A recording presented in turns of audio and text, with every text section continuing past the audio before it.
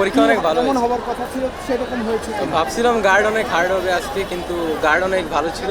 আর পরীক্ষা ভালোই হয়েছে মোটামুটি, সব কিছু কমন ছিল, কমনের মধ্যে আসছে। ঠিক আছে।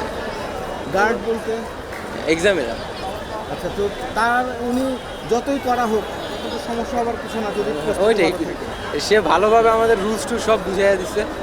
কই কী করতে হবে, ভুল হয়েছে নাকি সব দেখে দিছে, ঠিক করে দিছে। ওইটাই।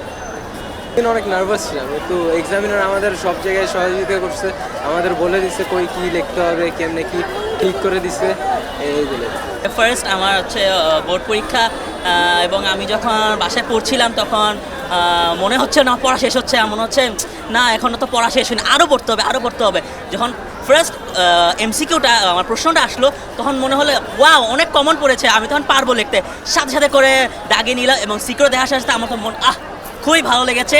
এবং আমি সিকিউ এমসিকিউ খুবই আলহামদুলিল্লাহ আলহামদুলিল্লাহ আলহামদুলিল্লাহ।